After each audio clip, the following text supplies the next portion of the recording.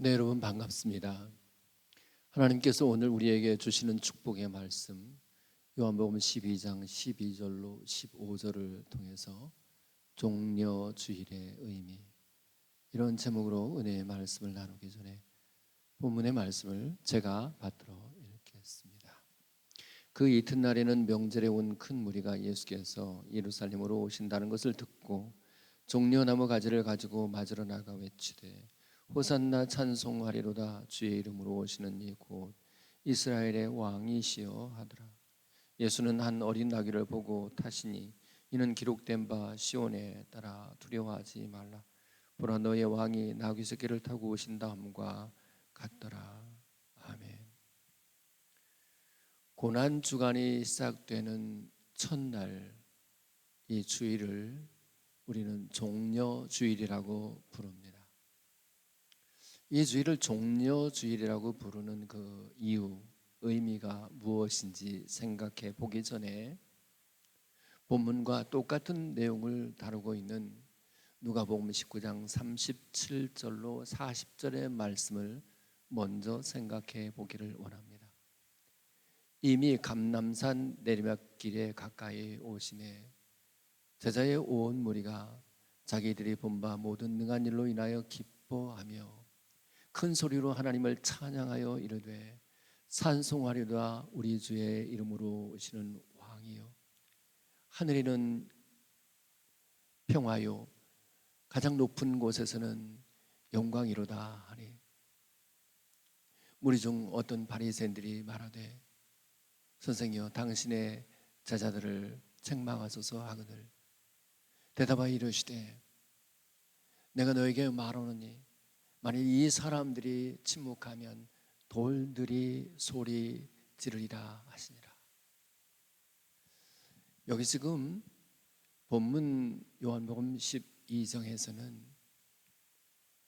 명절에 온 큰 무리라고 했는데 누가복음 19장에서는 제자들의 온 무리라고 했습니다.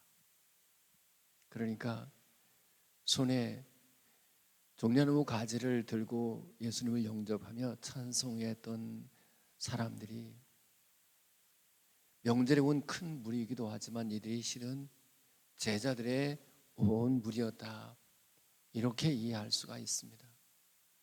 또 하나 더 중요한 것은 예수님이 하신 말씀입니다. 만일 이 사람들이 침묵하면 돌들이 소리 지르리라. 그러니까 지금 이 명절에 온 큰 무리 혹은 제자들의 온 무리가 손에 종려나무 가지를 들고 주님을 영접하며 불렀던 그 찬송이 그렇게 중요한 의미를 가진다는 것입니다. 입을 열어 이 같은 찬송을 하지 않으면 돌이 입을 열어서 외친다고 할 만큼 중요한 메시지다, 그 뜻입니다. 그렇다면 지금 이 제자들의 온 무리 혹은 명절에 온 큰 무리가 손에 종려나무 가지를 들고 주님을 찬양했던 것은 무엇을 의미하는 것일까요? 다시 말하면 종려주일의 의미가 무엇인가 하는 것입니다. 시편 92편 12절입니다. 의인은 종려나무같이 번성하며, 이와 같이 번성하는 종려나무를 의인으로 비유하고 있습니다. 따라서 제자의 온 무리가 그 손에 종려나무를 들고 예루살렘 성에 입성하시는 예수님을 환영했다는 것은 우리 예수님은 의인이시며 그분은 공의로우신 분인 것을 고백하는 것입니다. 물론 지금 이 손에 종려나무 가지를 가지고 있는 이 사람들도 하나님의 의로 의로워진 사람인 것을 의미하기도 합니다. 출애굽기 15장 27절에 이렇게 기록되어 있습니다. 그들이 엘림에 이르니 거기에 물샘 12과 종려나무 70그루가 있는지라. 거기서 그들이 그 물 곁에 장막을 치니라. 여러분, 물샘 12 그리고 종려나무 70 무엇인가 떠오르지 않습니까?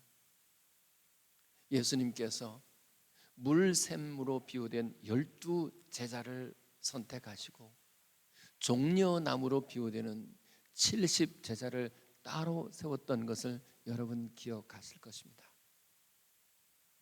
요한복음 7장 37절로 38절에 이렇게 기록되어 있습니다.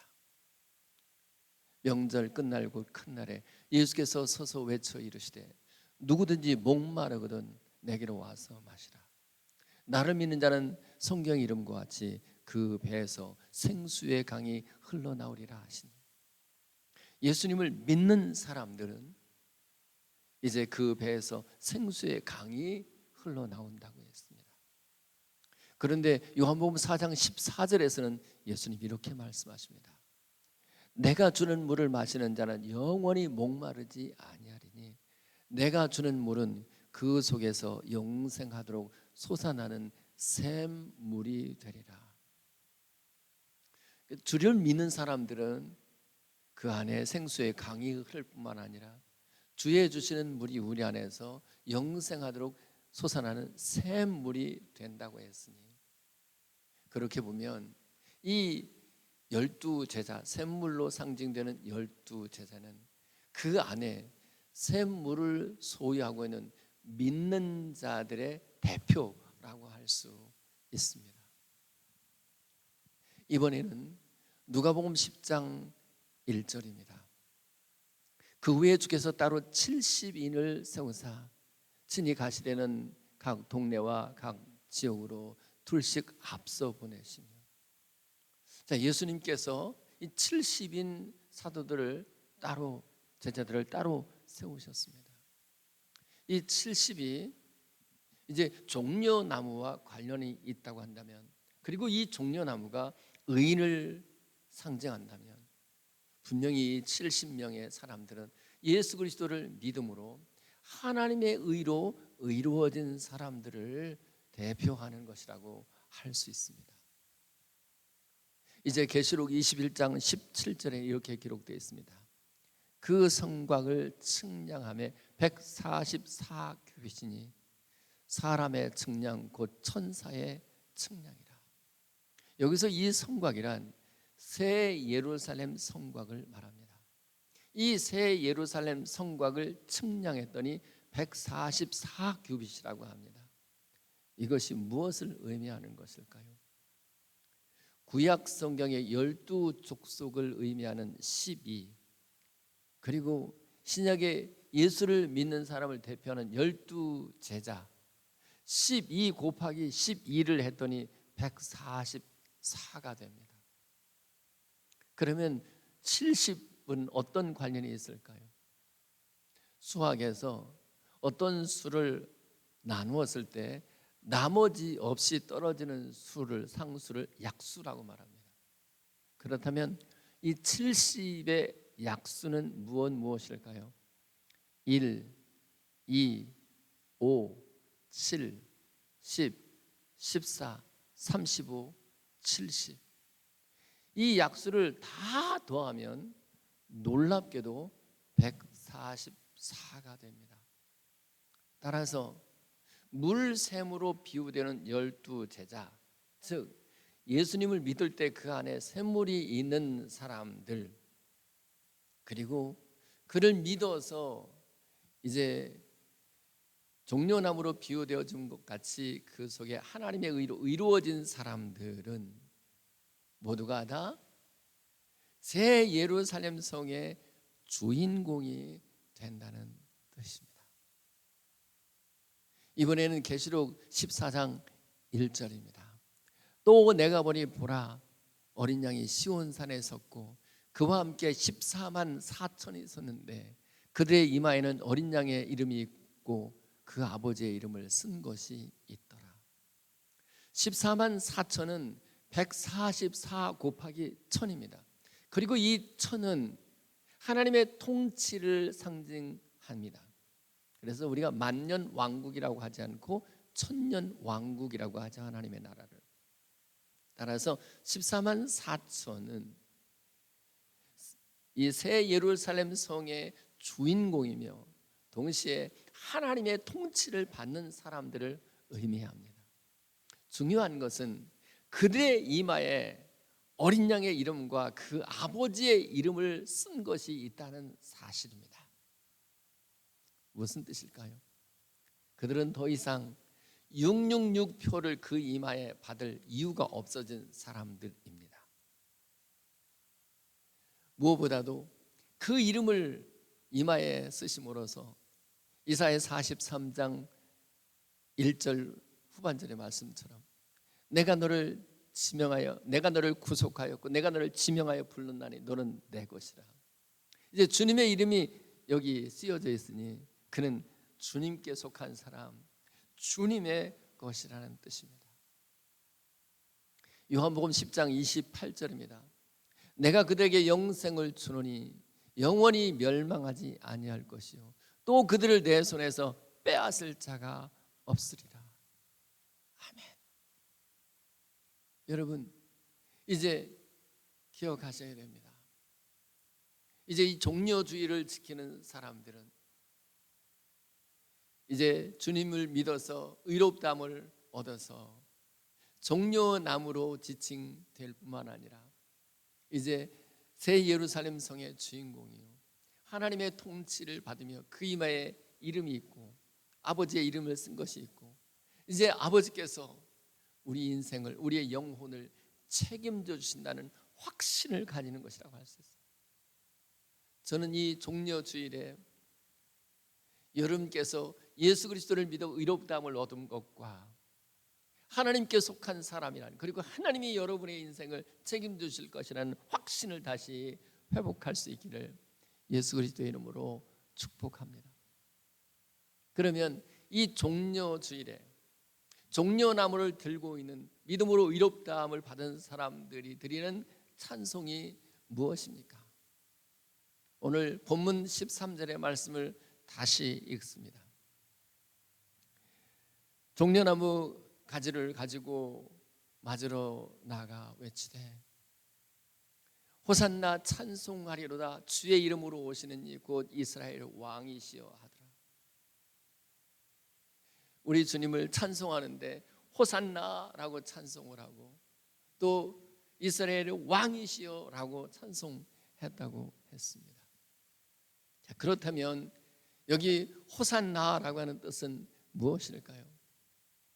시편 118편 25절입니다. 여호와여 구하오니 이제 구원하소서. 여호와여 우리가 구하오니 이제 형통하게 하소서. 여기 구하옵나니 이제 구원하소서라고 하는 말을 원어 그대로 읽으면 호시아나입니다. 호시아는 구원하소서라는 말이고 나는 간청하오니 혹은 구하옵나니 그 말이에요. 그러니까 이 말을 호시아나라고 하는 이 말을 우리말로 음력한 것이 호산나인데 이 호산나라고 하는 의미는 예수님만이 우리의 유일한 구원자가 되신다라고 하는 뜻입니다. 마태복음 1장 21절입니다. 아들을 낳으니 이름을 예수라 하라. 이는 그가 자기 백성을 그들의 죄에서 구원할 자이십니다. 여러분, 저와 여러분들은 피조물입니다. 피조물 된 우리들이 죄로 더럽혀졌을 때 우리 스스로를 깨끗하게 할 방법이 없습니다. 그것은 마치 이 옷이 만들어졌는데 만들어진 이 옷이 깨끗하게 하는 방법이 스스로에게는 없습니다. 이 옷을 만든 사람에 의해서만 이 옷은 깨끗하게 돼요. 마찬가지로 피조물인 우리가 더러워졌을 때 우리 스스로의 방법으로는 깨끗해질 수가 없어서 하나님이 하나님의 방법을 제시하셨는데, 그것이 바로 예수님을 우리 대신 죽게 하시고 그 피로 우리를 깨끗하게 하시는 것이에요. 잊지 마십시오. 세상에 죄를 지는 어떤 사람도 우리를 깨끗하게 할 수 없고 구원할 수가 없으며, 우리 자신이 어떤 선행, 착한 일, 좋은 일, 어떤 행위를 해서 우리가 깨끗함을 혹은 구원을 얻을 수가 없어요. 나의 죄를 씻기는 예수의 피밖에 없다고 하는 것을 잊지 마셔야 돼요. 여러분, 예수님 외에는 우리가 구원자가 없다고 하는 것이 이 종려주의를 맞이하는 사람들이 깨닫는 가장 귀한 깨달음이에요. 여러분들이 교회에서 혹시 어떤 사람 때문에 시험을 들어서 다른 교회로 어쩔 수 없이 옮겨갈 수는 있어요. 그런 일이 없으면 더 좋겠지만, 다른 교회로 어쩔 수 없이 옮겨갈 수는 있지만, 다른 종교로 가거나 아니면 아예 교회를 떠나거나 하나님을 등질 수는 없어요. 왜냐하면 예수 그리스도의 피로 말미암아 구원을 받지 못하면 이 지옥을 피할 수가 없기 때문에 그렇습니다. 저는 이 종려주의를 맞이하면서 손에 종려가지를 들고 우리 주님을 향해서 호산나라고 찬송할 때, 그렇습니다, 예수님 외에는 내게 구원자가 따로 없습니다. 예수님을 떠나서는 내가 죄사함 받을 길이 없습니다. 이 고백과 함께 드리는 뜨거운 찬양이 저와 여러분들 가운데 있기를 축복합니다. 그런데 우리 주님이 우리에게 주시는 구원은 전 인격적인 구원입니다. 영이 구원을 받고 우리의 마음이 구원을 받고 우리의 몸까지도 구원을 받는 전인적인 구원을 받게 되는 것이에요.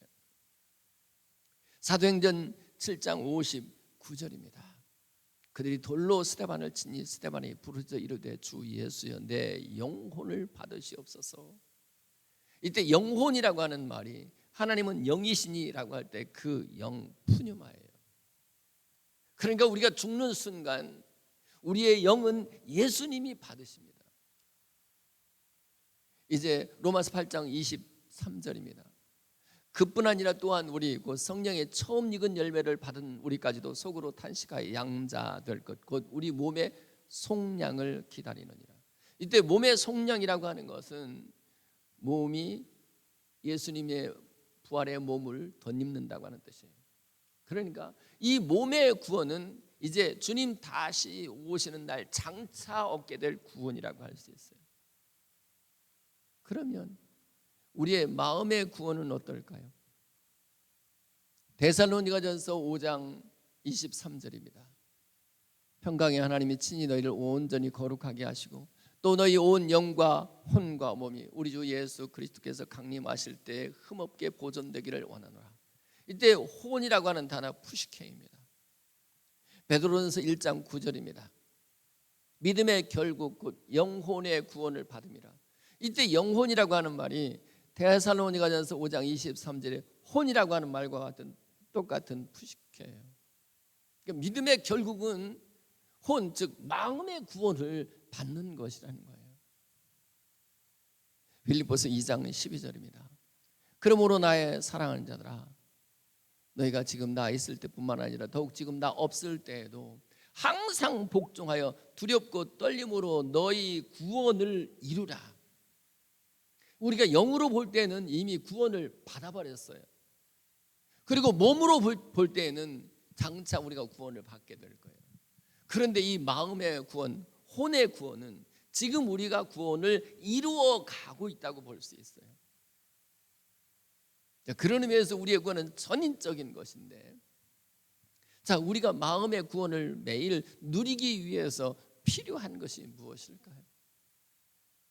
그것은 이 제자의 온 무리들이 예수님을 이스라엘 왕이라고 고백한 것처럼 오늘 우리도 예수님을 내 마음의 왕으로 모셔드려야 돼요.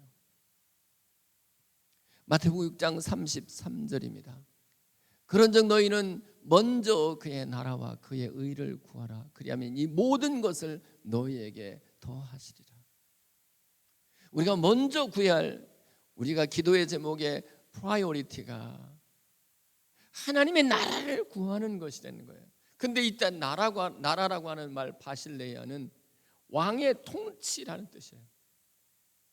그러니까 예수님을 왕으로 모셔드리고 그분이 내 마음을 통치하시고 그분이 내 마음을 다스려 주시고 그분이 내 마음을 지배하게 될 때, 주님이 홀로 오직 유일한 주님만이 내 왕이 되실 때, 독재하실 때 내 마음에 하나님의 나라가 이루어지고 그때 내 마음의 구원, 내 혼의 구원이 이루어져 가는 것이죠. 여러분, 저는 이 종료주의를 맞이해서 예수님을 입으로만 왕이라고 고백하지 마시고 진실로 예수님을 여러분의 마음에 왕으로 모셔드려서 주님 외에는 그 어떤 것도 여러분에서 왕노릇하는 것을 용납하지 않기를 바라요. 죄가, 악한 생각이, 미운 생각 또는 악한 영들이, 어떤 더러운 것들이 여러분 마음속에 왕노릇하는 것을 용납하지 마십시오. 여러분의 찬송 제목은 이것이어야 돼요. 주님만이 내 인생의 왕이고 내 마음의 유일한 독재자입니다. 나를 홀로 다스려 주시옵소서. 그렇게 될 때에 여러분은 지금 마음의 구원을 매일매일 이루어가는 것이라고 할 수 있어요. 그렇게 될 때 여러분 마음속에 하나님의 나라가 이루어지는 거예요. 누가복음 17장 21절, 또 여기 있다 저기 있다고도 못하리니 하나님의 나라는 너희 안에 있느니라. 우리는 분명히 죽으면 천국에 들어갈 것이 확실해요. 그런데 이 혼의 구원을, 마음의 구원을 이루어가는 사람들은 왕이신 주님이 자기 마음을 통치하시는 까닭에 그 마음에 하나님의 나라를 매일 이루어가는 거예요. 구원을 이루어가는 것이죠. 그때 나타나는 간증이 로마서 14장 17절, 하나님의 나라를 먹는 것과 마시는 것이 아니요 오직 성령 안에 있는 의와 평강과 희락이니라. 저는 여러분들이 우리 주님 호산나, 우리 주님이 구원자입니다, 그리고 우리 주님이 왕이십니다라고 고백하는 만큼 늘 여러분의 마음과 여러분의 삶을 우리 주님이 통치하시는, 그래서 하나님의 나라가, 거룩한 하나님의 나라가 여러분 마음속에 이루어지시는 놀라운 축복이 이번 종료 주일과 함께 임할 수 있기를 예수 그리스도의 이름으로 축복합니다. 이제 오늘 본문 14절과 15절에 이렇게 기록되어 있습니다. 예수는 한 어린 나귀를 보고 타시니 이는 기록된 바 시온달아 두려워하지 말라. 보라 너희 왕이 나귀 새끼를 타고 오신 남과 같더라. 이 말씀은 스가랴서 9장 9절의 말씀을 그대로 인용한 것입니다. 거기 이렇게 기록되어 있습니다. 시온에 따라 크게 기뻐할지어다, 예루살렘에 따라 즐거이 부를지어다. 보라 내 왕이 내게 임하시나니 그는 공의로우시며 구원을 베푸시며 겸손하여 나귀를 타시나니 나귀의 작은 것 곧 나귀 새끼니라. 예수님이 왕으로 오십니다. 그런데 그분은 공의로우시다는 거예요. 그분이 의로우시고 공의로우시다는 거예요. 바로 그 점에서 의인 혹은 공의로움을 상징하는 종려나무를 손에 들고 주님을 영접했던 것입니다. 그리고 또 그분은 구원을 베푸신대요. 바로 그런 의미에서 호시아나, 즉 호산나라고 찬송한 거예요. 그리고 이제 또 하나 겹치는 것은 예수님께서 나귀를 타고 입성하신답니다. 나귀를 타신 이유가 뭐죠? 예수님의 겸손함을 극단적으로 표현하는 거예요. 그러니까 이 스가랴서 9장 9절은 오늘 본문 요한복음 12장 12절로 15절의 말씀을 정확하게 축소한 것이라고 볼 수 있어요. 우리 예수님은 왕이시오. 우리 예수님은 공의로우신 분이며 구원을 베푸시는 분. 동시에 우리 예수님은 겸손의 왕으로 우리 가운데 오셨다는 것입니다. 빌립보서 2장 5절로부터 8절입니다. 너희 안에 이 마음을 품으라. 곧 그리스도 예수의 마음이니 그는 근본 하나님의 본체시나 하나님과 동등됨을 취할 것으로 여기지 아니하시고 자기를 비워 종의 형체를 가지사 사람들과 같이 되셨고 사람의 모양으로 나타나서 자기를 낮추시고 죽기까지 복종하셨으니 곧 십자가에 죽으십니다. 예수님 본래 하나님과 동등하신 분, 하나님의 본체이셨습니다. 그런데 그 예수님이 사람이 되셨다는 것은 창조주께서 피조물로 낮아지신 거예요. 그만큼 겸손하신 것이죠. 그런데 마침내는 죽기까지 복종하셨다고 해요. 그것이 십자가라고 해요. 사실 예수님 이 땅에 오신 목적은 죽기 위해서예요. 그냥 단지 죽기 위해서가 아니라 우리의 죄를 사해 주시기 위해서 십자가의 죽음을 위하여 예수님 이 땅에 오셨어요. 근데 그거 아세요? 예수님뿐만 아니라 늘 죽음을 생각하고 혹은 오늘이라도 주님 다시 오실 것을 생각하고 오늘이라도 주님이 내 영혼을 불러가실 것을 생각하고 그런 사람은 늘 겸손할 수밖에 없어요. 아니 겸손을 지향하며 살아갈 수밖에 없어요. 고린도전서 15장 31절입니다. 형제들아 내가 그리스도 예수 우리 주 안에서 가진 바 너희에 대한 나의 자랑을 두고 단언하노니 나는 날마다 죽노라. 죄에 대하여 죽고 자기 자신에 대해서 죽고 동시에 나는 언제라도 주님이 나를 불러가실 수 있는 내가 이 육체의 장막을 오늘이라도 벗어날 수 있다고 생각하는 그 사람은 어느 상황 어느 때든지 누구에 대해서든지 겸손할 수밖에 없어요. 그런데 왜 사람들이 그렇게 오만하고 교만하게 그지없을까요? 다른 사람 다 죽어도 나는 죽을 것 같지 않은 큰 착각의 늪에 빠져있기 때문에 그래요. 마태복음 11장 29절로부터 30절입니다. 나는 마음이 온유하고 겸손하니 나의 멍에를 메고 내게 배우라. 그리하면 너의 마음이 쉼을 얻으리니 이는 내 멍에는 쉽고 내 짐은 가벼움이라. 여러분, 왜 우리 마음이 그렇게 지옥 같을까요? 왜 우리 마음이 그렇게 시끄럽고 이렇게 복잡할까요? 왜 쉼이 없고 안식이 없을까요? 한마디로 교만하기 때문에 그래요. 겸손함이 없기 때문에 그래요. 주님의 겸손을 배우잖아요. 겸손하신 왕이 내 안에서 나를 다스리셔서 내가 주님의 마음을 갖게 되잖아요. 그럼 반드시 겸손하고 그 겸손한 사람은 어느 상황 어느 때든지 마음에 쉼이 있습니다. 안식이 있습니다.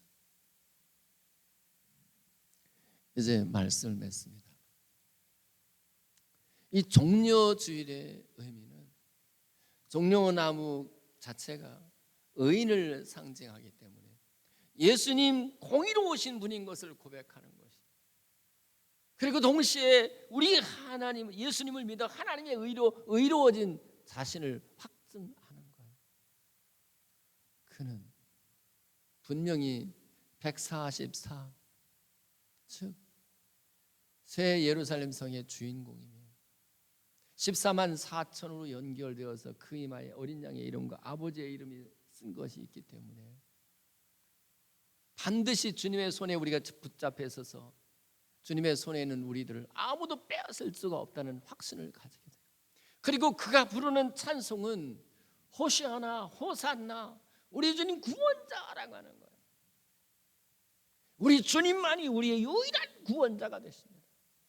그 어디에도 어떤 방법으로도 선행으로 안 되는 하나님의 구원이 바로 예수 그리스도예요. 그리고 그 구원이 영의 구원, 이미 얻은 구원, 몸의 구원, 장차 얻을 구원만 아니라 오늘 우리의 마음속의 구원을 이루어 가야 할 때 그때 필요한 것은 예수님을 내 마음속에 왕으로 영접해 드리는 거예요. 왕이요, 예수님이여 내 안에서 혼자 홀로 독재자가 되어 주시옵소서. 그리고 이제 예수님의 모습은 철저하게 겸손하신 모습이었습니다. 겸손의 왕이 내 안에 들어오시는 한 우리도 주님의 겸손을 배워서 마음에 쉼이 있고 마음에 안식이 있을 텐데, 이 종려 주일에 저와 여러분들에게 이 큰 은혜와 큰 복이 임하기를 예수 그리스도의 이름으로 축복합니다. 기도합시다.